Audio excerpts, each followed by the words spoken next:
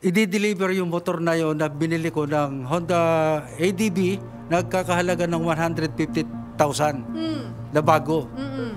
Tumawag bigla yung kanyang kapatid, and then sinabi sa akin, "Bro, hindi ko na matiis yung kapatid mo. Pinagkagagawa sa iyo." Magandang hapon, tatay. Hapon mo. Wala na po bang pag-asang magkaayos kayo ni Ma'am Maricon? Masyado pong matigas po siya na Sige, balikan natin yung love life ninyo, Saan po ba kayo nagkakilala ni Ma'am Maricon Cabal? Dati po siya nagtatrabaho din sa Hong Kong. Doon kayo nagka-in-love? Nagkakilala po. Gaano katagal po yung relasyon ninyo? 2010 hanggang 2018, umuwi siya ng Pilipinas, nawala ng amo. Siyempre, nung umuwi na, sabi ko, okay, supportahan kita o tapos nitong 2020 or going to 21, almost 3 years po ako susuporta hanggang sa nagpagawa ako ng 3 rooms apartment for settlement namin. Usapan namin, settle ako sa kanya. Para po magsama kayong dalawa. Opo, para settle po lahat po.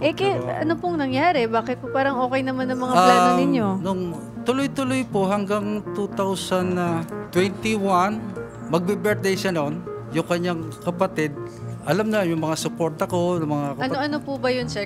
Minsan tumawag siya sa akin, gusto niya ng motor. May nag-aalok daw sa kanya ng motor na second hand na Honda Click, around almost 55,000. Sabi ko, okay.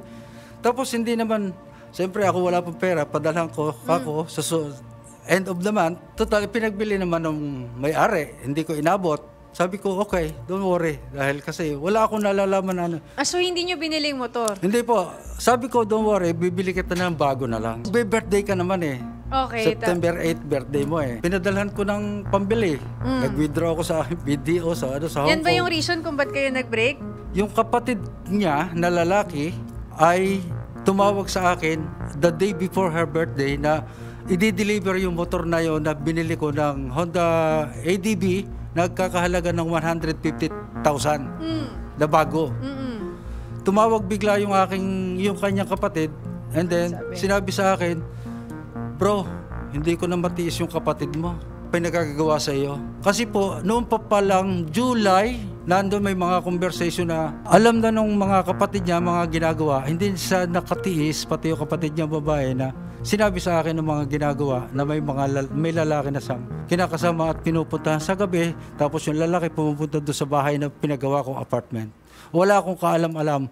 Since May, July, June, July, wala po kayong hanggang alam September. Kasi nasan po kayo? Nasa Hong Kong po ako. Tuloy Kailan po lang ang po padala kayo ko. umuwi? Ngayon lang po ulit. Na-lockdown po ako. So tuloy-tuloy ang pagpapadala ninyo. At magkano po yung mga may allowance po ba si Ma'am Maricon sa inyo? Since 2018 at present. Ang kapal. Opo, at saka yung po mga door-to-door. Ito po yung pinagpagawa ko ng apartment. 3 times loan. Uy, Every month payment. ang kapal na.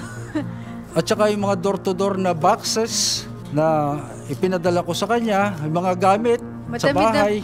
Madami-dami pala itong babawiin ni Sir. Marami po, ma'am. Wow. Mabuti nga po na itago ko lahat po yan. Ang lalaki nitong mga May amount na to. 100,000 dahil kasi nag-loan po ako sa bangko pampagawa dahil usapan namin, dahil settlement ako dun Ilang na lang, na-lockdown ako.